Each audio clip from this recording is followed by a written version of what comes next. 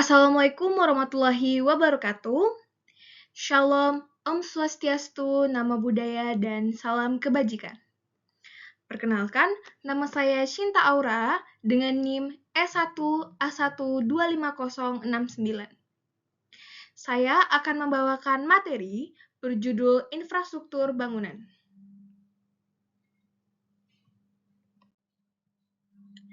Puji dan syukur kami panjatkan kehadirat Tuhan Yang Maha Esa, karena atas rahmat dan karunia-Nya, persentase dengan judul infrastruktur bangunan ini dapat disusun dan disajikan. Persentase ini disusun sebagai bagian dari pembelajaran untuk memahami konsep, jenis, serta peran infrastruktur bangunan dalam mendukung pembangunan wilayah, khususnya ditinjau dari sudut pandang teknik sipil dan manajemen konstruksi.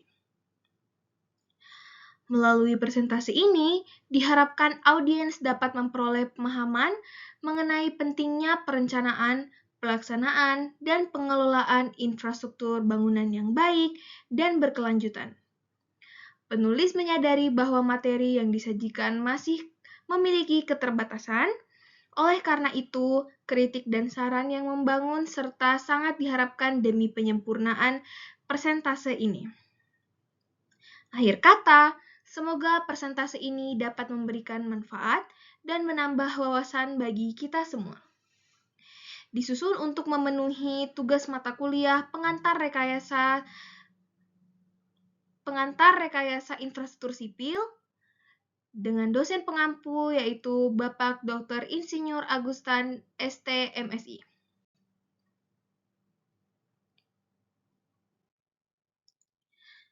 Di dalam materi pada hari ini, saya akan menjelaskan subbab-subbab. Yang pertama adalah pengertian infrastruktur bangunan dalam teknik sipil.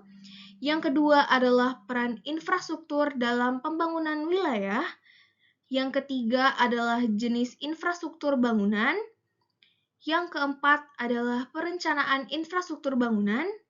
Yang kelima, manajemen proyek konstruksi. Yang keenam, material dan teknologi konstruksi. Yang ketujuh adalah keselamatan dan kesehatan kerja.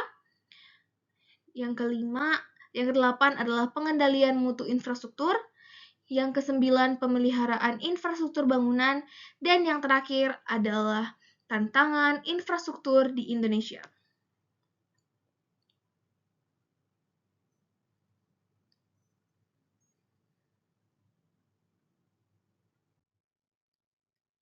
Mengapa infrastruktur penting?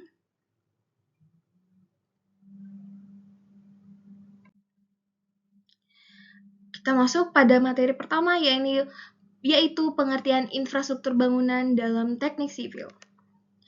Infrastruktur bangunan dalam teknik sipil merupakan seluruh hasil kegiatan perencanaan, perancangan, pelaksanaan, dan pemeliharaan konstruksi yang berfungsi untuk mendukung aktivitas manusia, serta menunjang pembangunan suatu wilayah.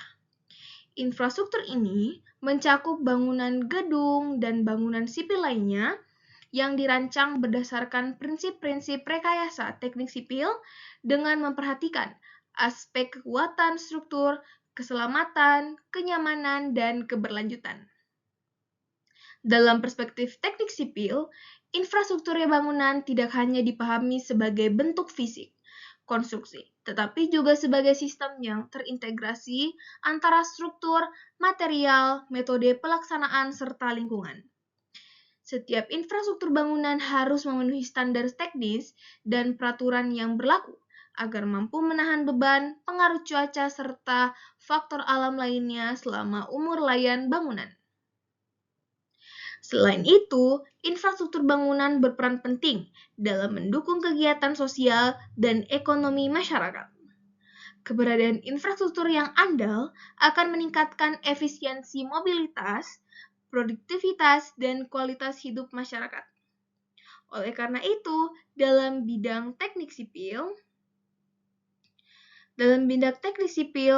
pembangunan infrastruktur bangunan harus direncanakan secara matang, dilaksanakan secara profesional, serta dikelola dengan baik agar memberikan manfaat jangka panjang dan berkelanjutan.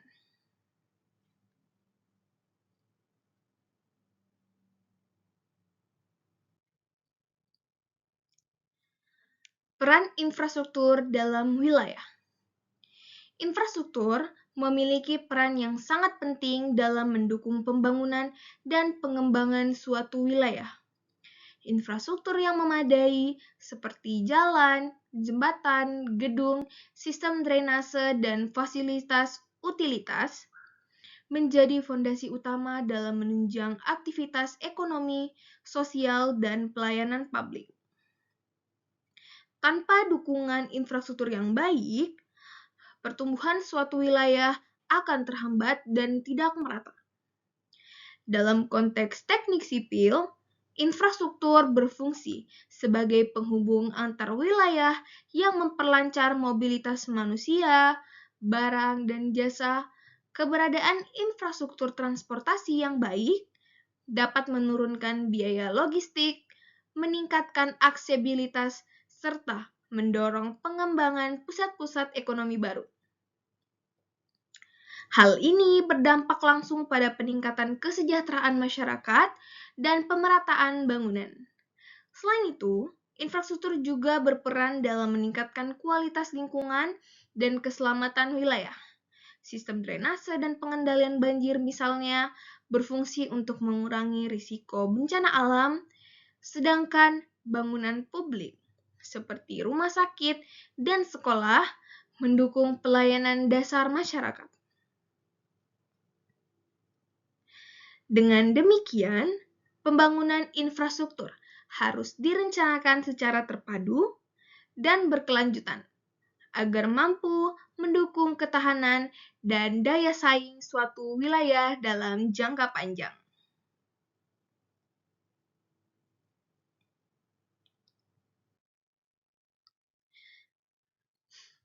Jenis-jenis infrastruktur, gedung, dan transportasi. Infrastruktur merupakan komponen penting dalam pembangunan wilayah yang dapat diklasifikasikan ke dalam beberapa jenis. Di antaranya, infrastruktur gedung dan infrastruktur transportasi. Kedua jenis infrastruktur ini memiliki peran strategis dalam mendukung aktivitas manusia serta pertumbuhan ekonomi dan masyarakat. Yang pertama, infrastruktur gedung. Infrastruktur gedung adalah bangunan yang berfungsi sebagai tempat kegiatan manusia, baik untuk hunian maupun aktivitas sosial dan ekonomi. Dalam bidang teknik sipil, infrastruktur gedung dirancang dengan memperhatikan aspek struktur, fungsi, keselamatan, serta kenyamanan pengguna. Infrastruktur gedung meliputi bangunan perumahan, gedung perkantoran, gedung pendidikan, rumah sakit, pusat perbelanjaan, dan bangunan publik lainnya. Perencanaan infrastruktur gedung mencakup analisis beban, perancangan struktur, beton baja atau kombinasi, sistem utilitas, serta ketahanan terhadap bencana seperti gempa dan kebakaran. Dalam manajemen konstruksi, pembangunan gedung harus dikelola secara efektif agar memenuhi target, waktu, biaya, dan mutu sesuai standar yang berlaku. Yang kedua, kita masuk pada infrastruktur transportasi. Infrastruktur transportasi merupakan sarana dan prasarana yang digunakan untuk mendukung pergerakan manusia dan barang dari satu lokasi ke lokasi lainnya. Infrastruktur ini mencakup jalan raya, jembatan, rel kereta api, terminal, pelabuhan, dan bandara. Dalam teknik sipil, infrastruktur transportasi dirancang untuk menjamin kelancaran lalu lintas,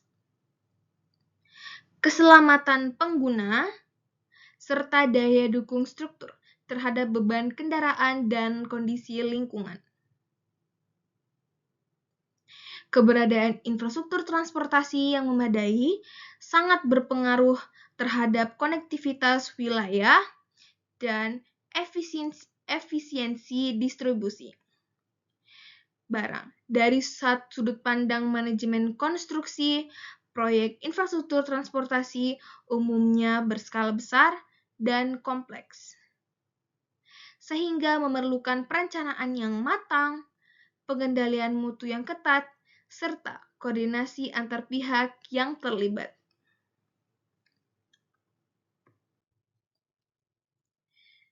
Jenis-jenis infrastruktur air dan utilitas. Infrastruktur air dan utilitas merupakan bagian penting dari sistem infrastruktur bangunan yang berfungsi untuk menunjang kebutuhan dasar masyarakat serta menjamin keberlangsungan aktivitas perkotaan dan pemukiman. Dalam bidang teknik sipil, infrastruktur ini dirancang sebagai sistem terpadu yang mengutamakan aspek keandalan, efisiensi, keselamatan, dan keberlangsungan dan keberlanjutan lingkungan. Yang pertama, infrastruktur air. Infrastruktur air mencakup seluruh sistem yang berfungsi untuk menyediakan, mengelola, dan mengendalikan sumber daya air. Infrastruktur ini meliputi sistem penyediaan air bersih, jaringan perpipaan, instalasi pengolahan air minum, IPA, sistem drainase, serta bangunan pengendali banjir seperti saluran, kolam retensi, dan bendungan. Dalam teknik sipil, perencanaan infrastruktur air harus mempertimbangkan kapasitas kualitas air, kondisi topografi, serta potensi risiko bencana seperti banjir dan kekeringan.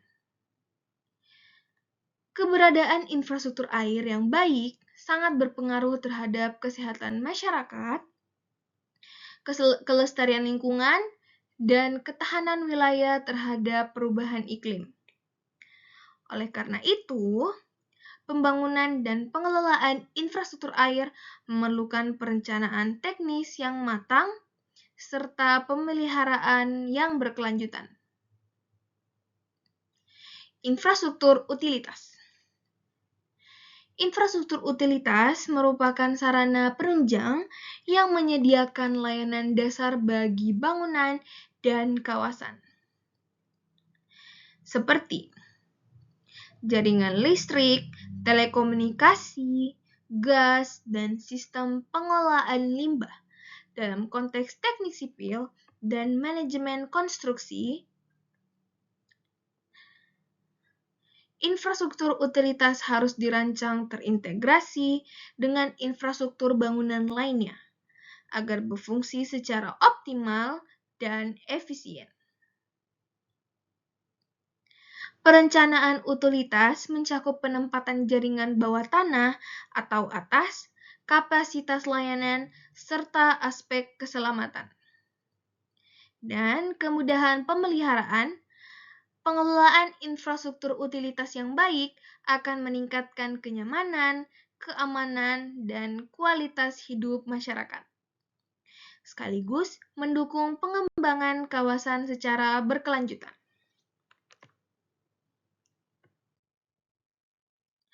Masuk pada material konstruksi modern. Material konstruksi modern merupakan bahan bangunan yang dikembangkan dengan teknologi terbaru untuk meningkatkan kinerja struktur, efisiensi pelaksanaan, serta keberlanjutan lingkungan.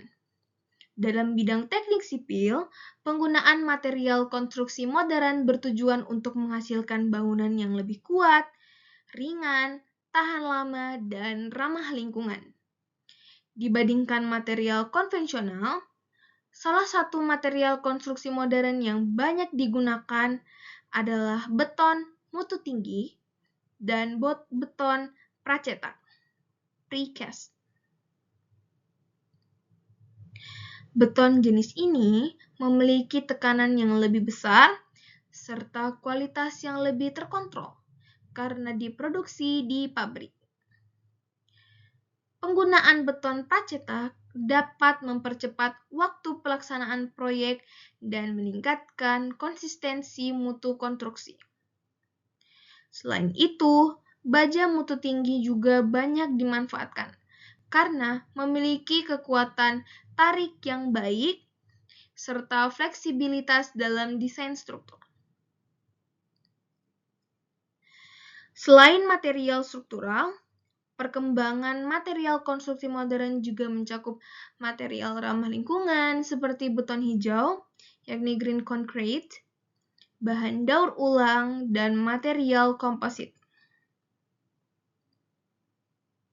Material ini dirancang untuk mengurangi dampak lingkungan, menekankan emisi karbon, serta meningkatkan efisiensi energi bangunan. Dalam manajemen konstruksi, pemilihan material modern harus mempertimbangkan aspek biaya, ketersediaan, kemudahan pemasangan, dan umur layanan agar proyek dapat berjalan secara efektif dan berkelanjutan.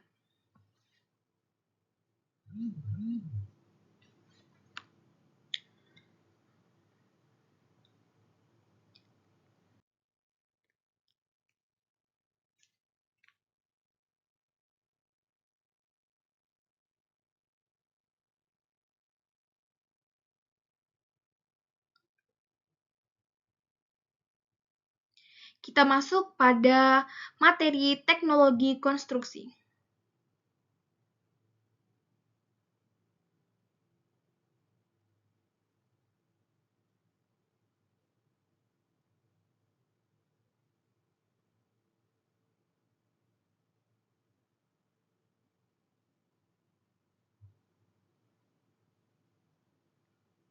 Teknologi konstruksi merupakan penerapan ilmu pengetahuan dan inovasi teknologi dalam proses perencanaan, pelaksanaan, dan pengelolaan proyek konstruksi.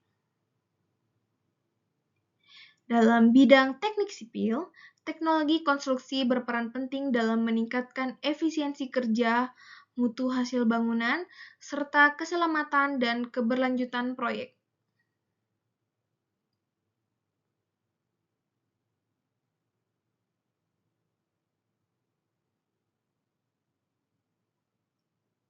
Perkembangan teknologi konstruksi memungkinkan pelaksanaan proyek menjadi lebih cepat, tepat, dan terkontrol. Salah satu bentuk penerapan teknologi konstruksi adalah penggunaan Building Information Modeling (BIM).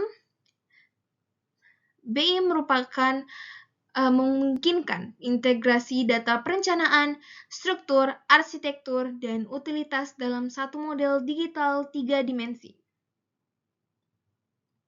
Dengan BIM, potensi kesalahan desain dapat diminimalkan sejak tahap perencanaan, sehingga mengurangi risiko keterlambatan dan pembengkakan biaya proyek.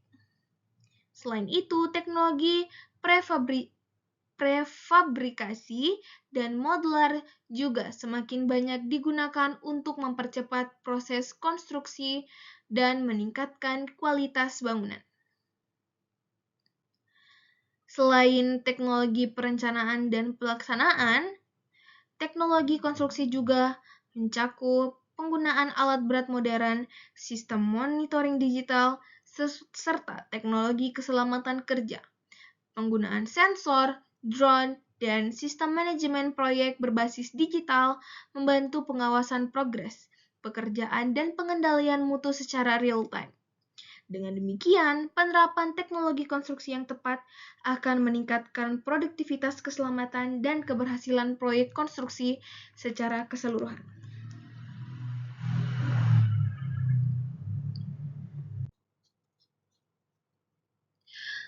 Masuk pada materi perencanaan dan studi kelayakan.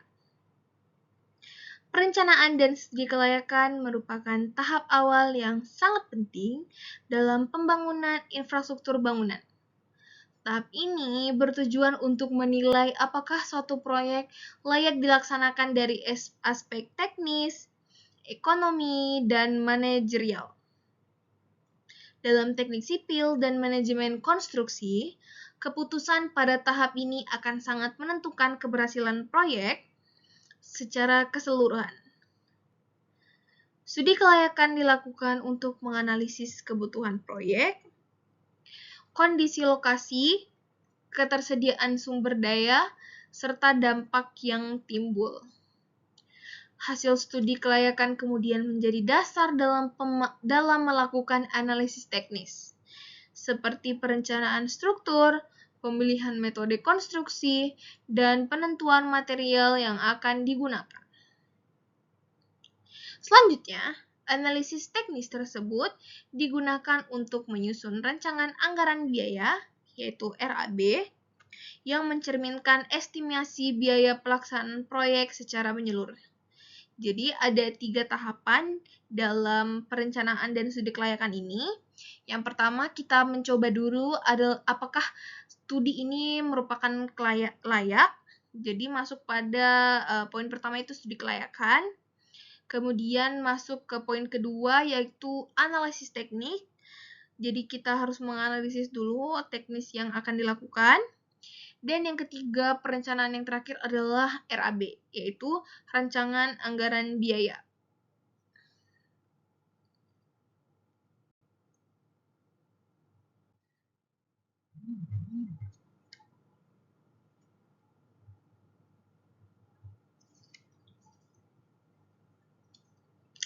Kita masuk pada materi berikutnya, yakni segitiga manajemen proyek.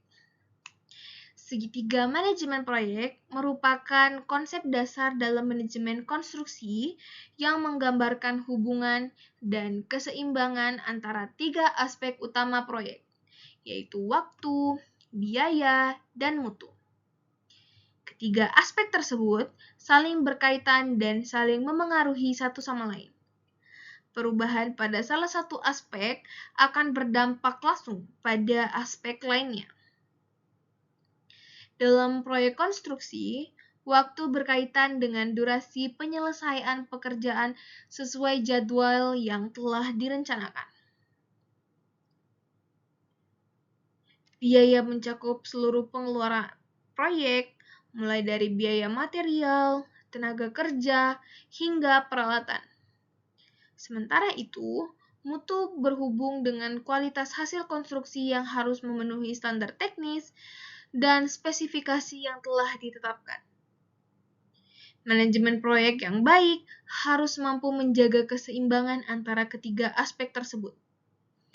Apabila proyek dipercepat, maka biaya cenderung meningkat atau mutu berpotensi menurun.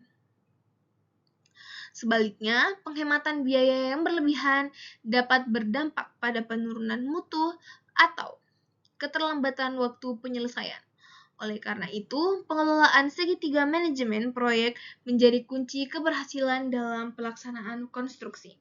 Jadi dari ketiga sudut ini, yang pertama adalah mutu, yang kedua adalah waktu, dan yang ketiga adalah biaya. Ketiga poin ini saling berkaitan satu sama lain, karena jika salah satu di antara sama lain ini ada yang berkurang, maka keduanya ikut berkurang juga. Seperti itu.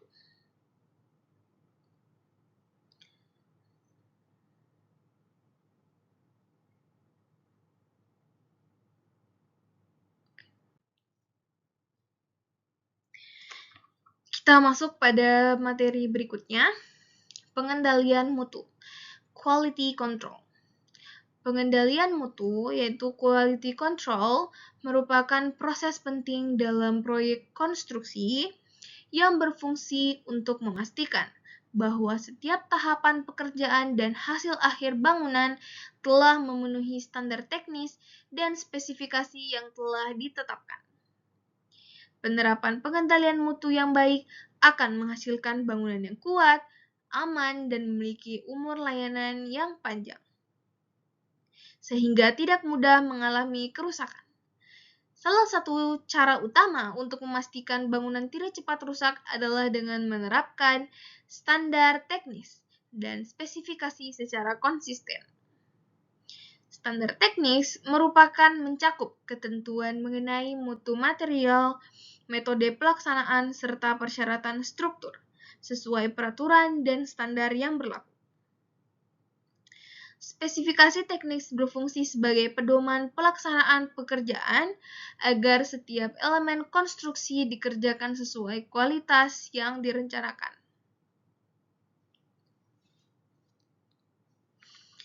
Selain itu, pengendalian mutu dilakukan melalui pemeriksaan material, pengujian pekerjaan, dan pengawasan pelaksanaan di lapangan. Material yang digunakan harus sesuai dengan spesifikasi dan diuji sebelum dipasang.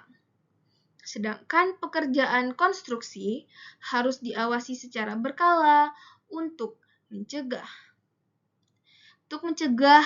kesalahan yang dapat menurunkan kualitas bangunan.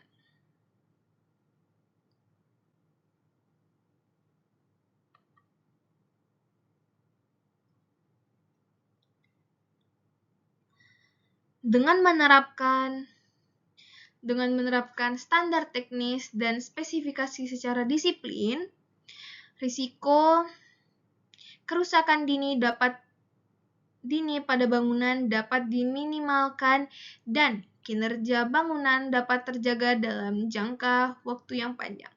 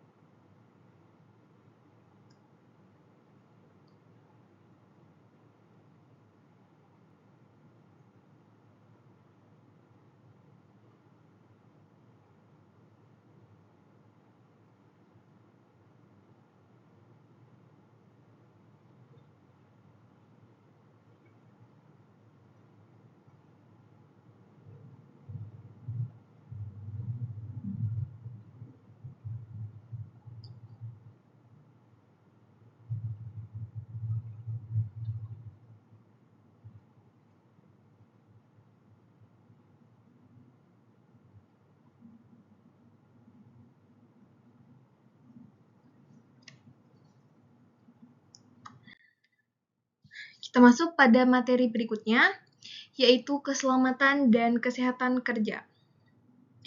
Keselamatan dan kesehatan kerja, yaitu K3, merupakan aspek yang sangat penting dalam pelaksanaan proyek konstruksi, khususnya dalam bidang teknik sipil dan manajemen konstruksi. K3 bertujuan untuk melindungi tenaga kerja dari risiko kecelakaan dan penyakit akibat kerja, serta menciptakan lingkungan kerja yang aman, sehat, dan produktif. Dalam proyek konstruksi, penerapan K3 diwujudkan melalui penggunaan alat pelindung diri (APD) seperti helm keselamatan dan sepatu safety. Helm keselamatan berfungsi untuk melindungi kepala dari benturan atau kejatuhan benda, sedangkan sepatu safety melindungi kaki dari risiko tertimpa material atau terpeleset. Kepatuhan terhadap penggunaan APD merupakan langkah dasar, namun sangat penting dalam mencegah kecelakaan kerja. Prinsip utama dalam penerapan K3 adalah mencapai zero accident, yaitu kondisi di mana seluruh aktivitas kerja dapat berlangsung tanpa terjadinya kecelakaan untuk mencapai tujuan tersebut. Untuk mencapai tujuan tersebut diperlukan komitmen dari seluruh pihak yang terlibat dalam proyek. Mulai dari manajemen hingga pekerjaan lapangan, penerapan prosedur kerja yang aman, pengawasan yang ketat, serta kesadaran terhadap K3 akan sangat membantu dalam menekankan angka kecelakaan dan meningkatkan keberhasilan proyek konstruksi.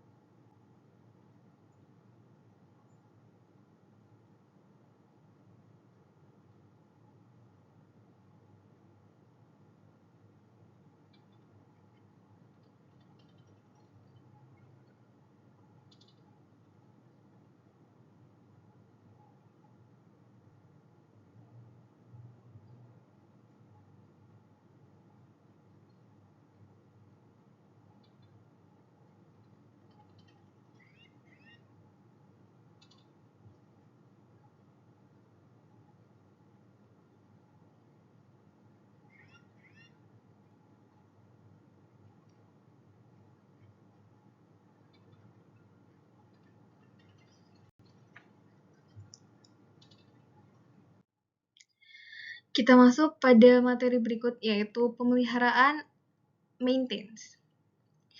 Pemeliharaan maintenance merupakan kegiatan perawatan bangunan yang dilakukan secara berkala untuk menjaga fungsi keamanan dan mutu bangunan selama masa pemakaian. Dalam bidang teknik sipil dan manajemen konstruksi, pemeliharaan menjadi faktor kunci agar bangunan tidak cepat rusak dan tetap layak digunakan. Mengapa bangunan membutuhkan perawatan berkala? Yang pertama adalah untuk mencegah kerusakan dini pada struktur dan elemen bangunan. Yang kedua adalah menjaga kekuatan dan keselamatan bangunan. Yang ketiga adalah mempertahankan fungsi dan kenyamanan pengguna. Yang keempat, mengurangi biaya perbaikan besar di masa depan. Dan yang kelima adalah memperpanjang umur layanan bangunan. Perawatan yang dilakukan secara rutin dan terencana akan memastikan bangunan tetap berfungsi optimal serta memberikan manfaat jangka panjang bagi pengguna dan pemilik bangunan. Jadi pemeliharaan ini sangat penting karena beberapa bangunan-bangunan yang tidak terawat kemudian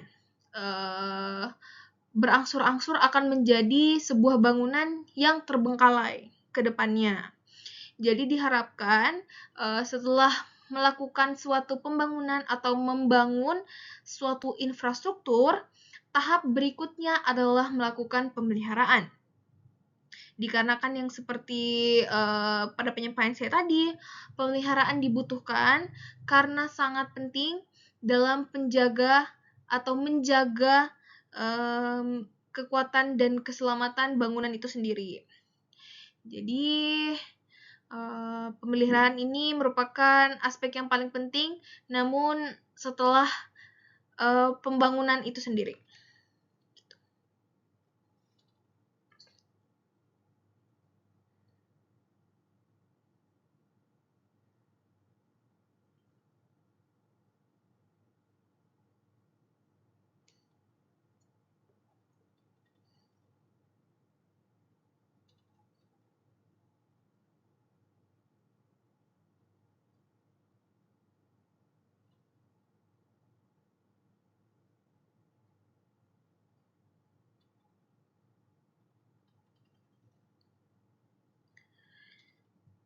Mengapa bangunan membutuhkan perawatan berkala? Yang pertama adalah mencegah kerusakan dini pada struktur dan elemen bangunan. Yang kedua adalah menjaga kekuatan dan keselamatan bangunan. Yang ketiga adalah mempertahankan fungsi dan kenyamanan pengguna. Yang keempat adalah mengurangi biaya perbaikan besar di masa depan. Dan yang kelima adalah memperpanjang umur layanan bangunan. Perawatan yang dilakukan secara rutin dan terencana akan memastikan bangunan tetap berfungsi optimal serta memberikan manfaat jangka panjang bagi pengguna dan pemilik bangunan.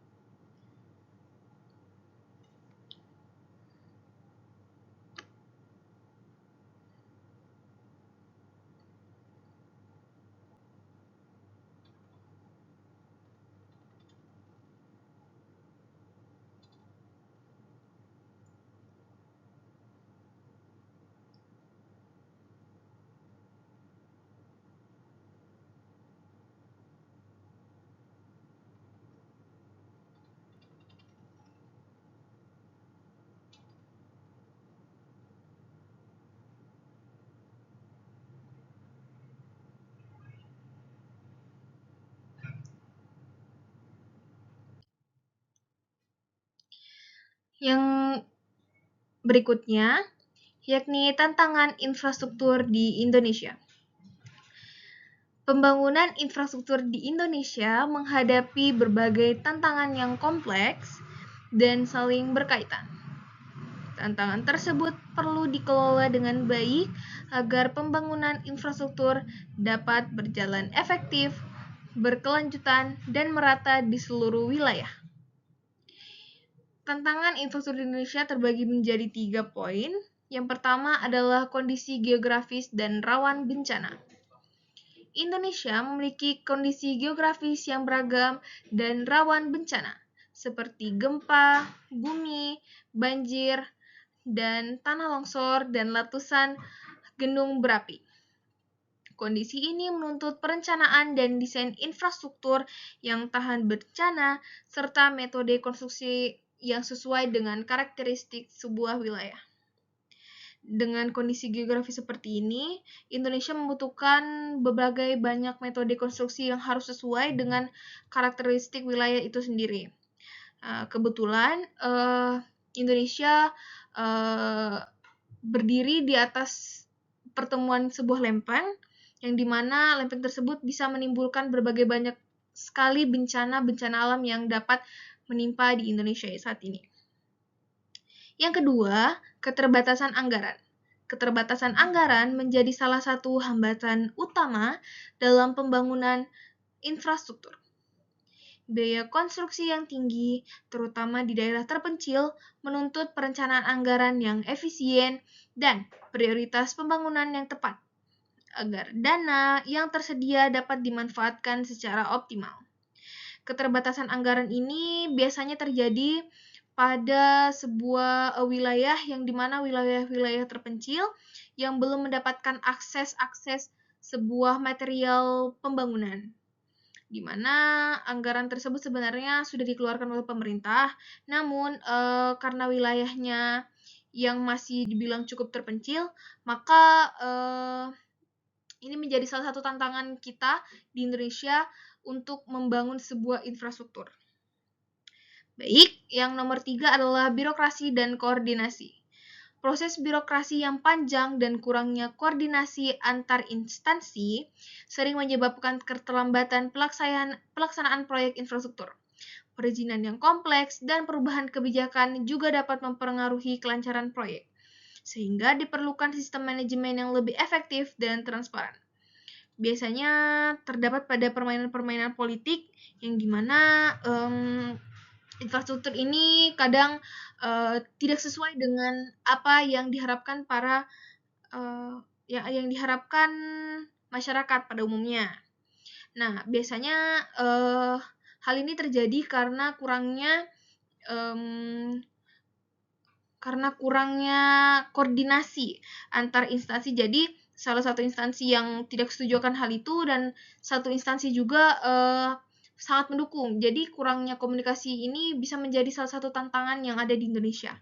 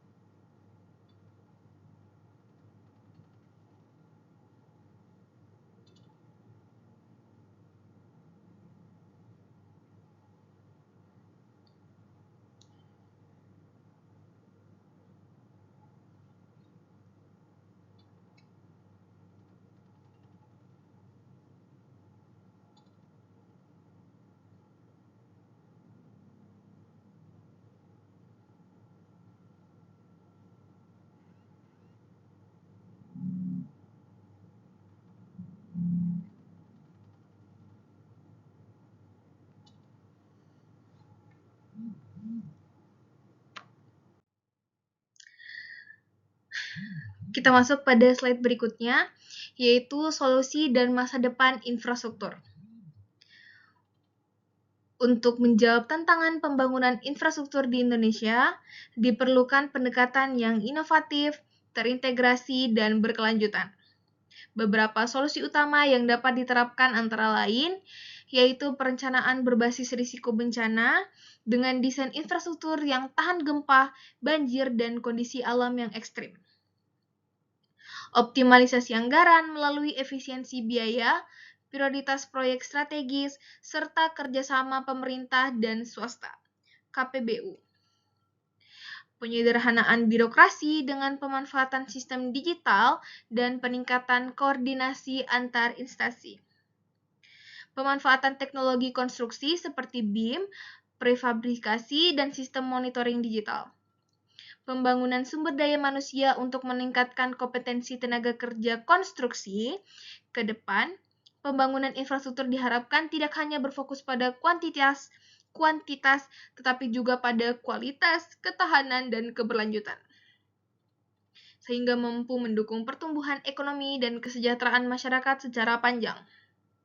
Jadi pada infrastruktur ini sangat penting karena sangat penting buat negara karena banyak sekali faktor-faktor yang bisa meningkatkan pertumbuhan ekonomi di suatu negara tersebut. Nah, jadi solusi yang bisa dijawab dan solusi yang bisa kita lakukan untuk saat ini di Indonesia yaitu perencanaan berbasis risiko bencana dengan desain infrastruktur yang tahan gempa, banjir, dan kondisi alam ekstrim dengan kekurangannya Indonesia ini, jadi kita harus mengcovery dengan cara seperti ini. Yang kedua adalah optimalisasi anggaran. Jadi anggaran juga merupakan salah satu tantangan juga di Indonesia ini. Jadi diperlukannya investor-investor asing atau investor swasta yang dapat membantu perencanaan infrastruktur tersebut. Kemudian penyederhanaan birokrasi. Nah, penyederhanaan birokrasi ini sangat dipenting karena komunikasi adalah salah satu hal yang penting karena komunikasi antar instansi itu sangat penting di antara hal yang lainnya dikarenakan kalau tidak ada izin dari pemerintah setempat, maka infrastruktur ini tidak akan terjadi. Yang keempat adalah pemanfaatan teknologi konstruksi.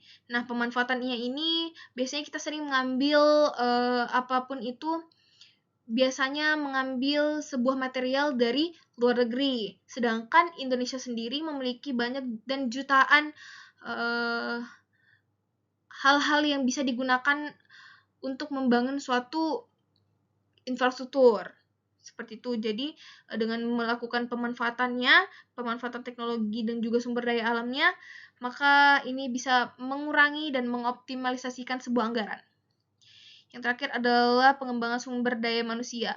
Untuk meningkatkan pengembangan sumber daya manusia ini diperlukan karena kedepannya kita lebih harus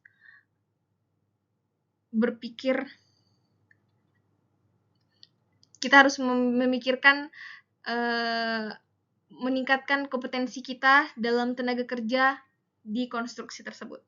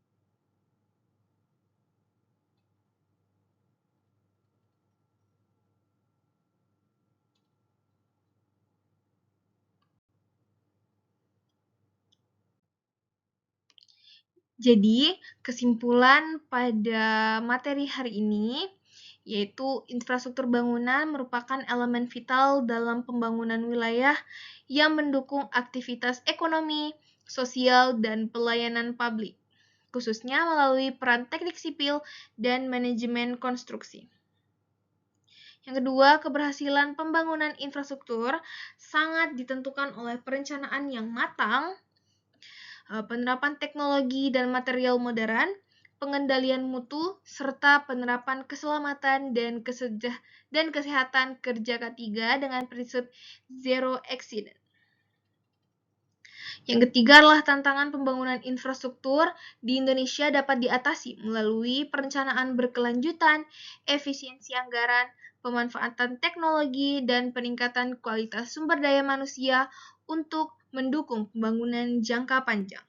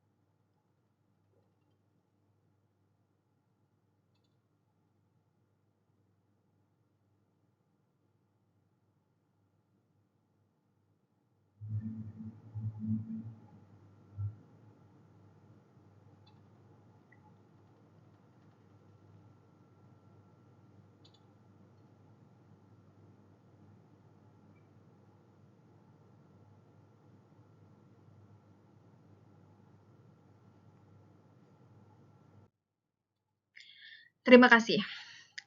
Jadi, untuk menutup menit hingga 1 jam, di sini saya akan membahas sebuah topik yang berjudul infrastruktur di Indonesia dan bagaimana peran civil engineer muda.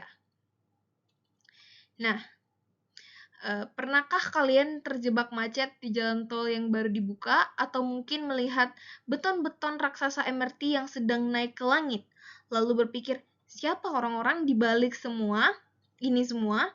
Selama 1 dekade terakhir, wajah Indonesia berubah drastis. Kita nggak lagi cuma bicara soal perbaikan jalan desa, tapi soal mega proyek. Mulai dari bendungan raksasa untuk ketahanan pangan hingga pembangunan ibu kota Nusantara yang ambisius. Namun, di balik kemegahan struktur beton itu, ada satu komponen yang jarang dibahas, yaitu darah segar para civil engineer muda. Dulu, menjadi teknik sipil mungkin identik dengan kalkulator, tabel baja, dan helm kuning yang berdebu. Tapi hari ini, tantangannya sudah bergeser. Kami generasi muda di teknik sipil nggak cuma datang ke lapangan untuk memastikan adukan semen itu pas, kami datang membawa digitalisasi. Sekarang ada yang namanya BIM atau Building Information Modeling. Nah, kalau dulu senior kita harus membayangkan desain lewat kertas kalkir, sekarang kami membangun kembaran digital di komputer terlebih dahulu. Nah, biasanya kita sering menggunakan AutoCAD dan juga itu salah satu menjadi proyek tugas besar kami pada semester 1 awal, yaitu di mana kita membangun sebuah rumah, kita rancang menggunakan aplikasi. Nah, aplikasinya itu mencakup building information modeling ini, yaitu aplikasi AutoCAD.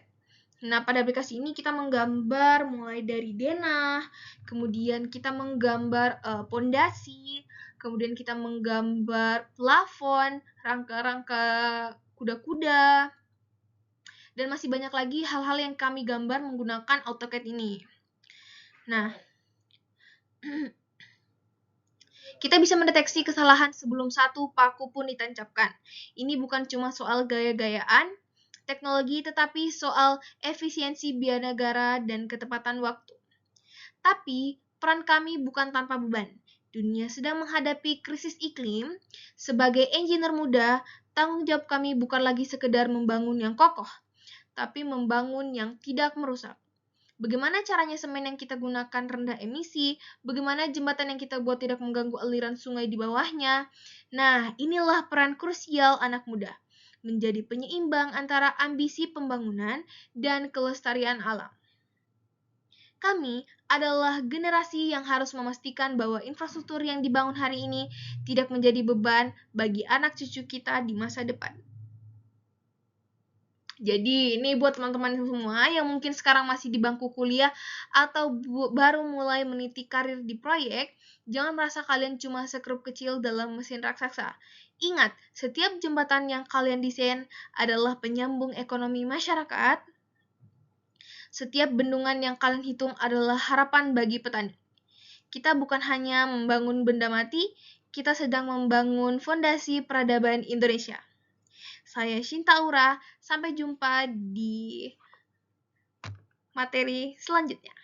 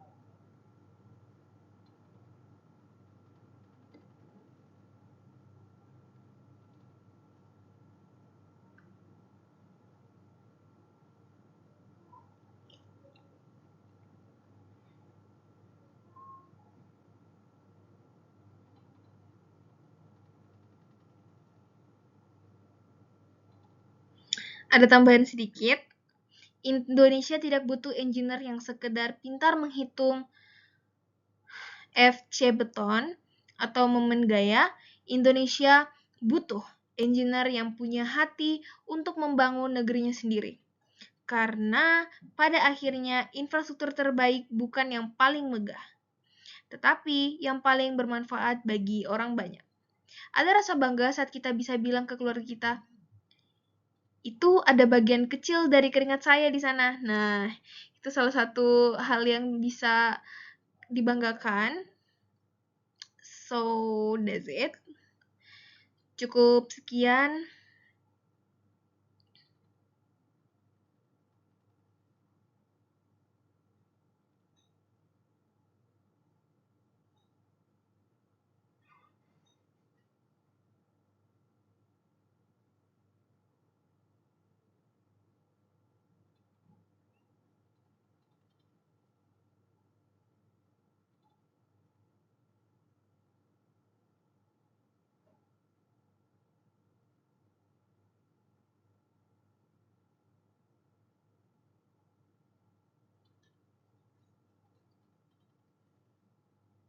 Sebagai penutup, infrastruktur yang kita rancang hari ini bukan sekedar tumpukan baja dan beton, melainkan tulang punggung bagi pertumbuhan ekonomi dan kesejahteraan masyarakat di masa depan. Semoga pemaparan ini memberikan perspektif baru dalam merencanakan pembangunan yang lebih efektif dan efisien. Terima kasih atas perhatian dan diskusinya. Saya Shinta Aura pamit undur diri. Wassalamualaikum warahmatullahi wabarakatuh.